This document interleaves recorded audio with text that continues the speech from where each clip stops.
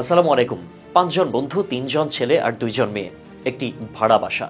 বাইরে থেকে দেখতে যেন একেবারে সাধারণ, বন্ধুদের আড্ডার নিরীহ ঠাঁই, কিন্তু ভেতরে চলছিল নিষিদ্ধ আসর আর অন্ধকার এক ষড়যন্ত্র। ৩ জন ছেলে এবং ১ জন মেয়ে পরিকল্পনা করে আরেক নিরীহ মেয়েকে ইচ্ছাকৃতভাবে অতিরিক্ত সেবনে বাধ্য করে।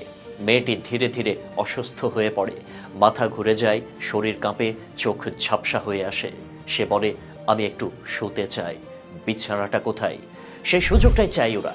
২ জন ছেলে হাত ধরে তাকে নিয়ে যায় ঘরের ভেতরে।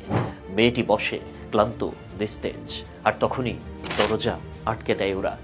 ভেতরে শুরু হয় অমানবিকতা, আর একের পর এক একটি অসহায় শরীরকে নিঃশেষ করে ফেলা হয়। অথচ ঠিক বাইরে দরজার সামনে বসে পাহারা দিচ্ছিল একজন মেয়ে। সেই ছিল তাদের বান্ধবী, আর ছিল এক নারীবাদী সংগঠনের নেত্রী।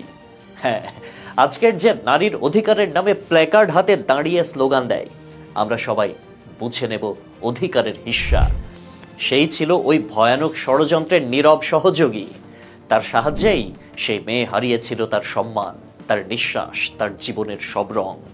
আজকের এই নারীবাদী নেত্রী তখন ছিল নির্যাতনের পাহারাদার। প্রশ্ন উঠবেই, যখন কিশোরী আসিয়া বা ছোট্ট রোজারা হাসপাতালে কাতরায়, তখন কোথায় থাকে এই মুখোশধারীরা? যখন গার্মেন্টস কর্মীরা ৩ মাসের বেতন না পেয়ে ঈদের দিন কাটায় খালি পেটে, তখন কোথায় থাকে এরা? স্বামীহারা নারী যখন বাচ্চা কোলে নিয়ে পথে পথে ঘোরে, তখন কি এদের চোখে পড়ে না সেই আর্তনাদ? এই তথাকথিত নারীবাদীরা তখন থাকে না, কারণ তখন ক্যামেরা নাই, মিডিয়া নাই, প্ল্যাটফর্ম নাই। তাদের দরকার থাকে না মাটির গন্ধ। তারা ব্যস্ত থাকে শুধুই এজেন্ডা বাস্তবায়নে।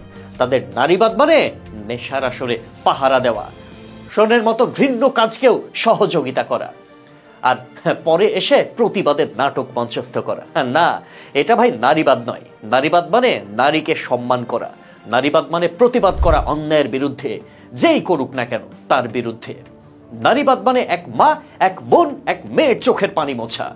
তবে যদি নারীবাদের নামে কেউ করে প্রতারণা, তাহলে তাদের মুখোশ খুলে দেওয়াটাও আজ সময়ের দাবি। আল্লাহ হাফেজ।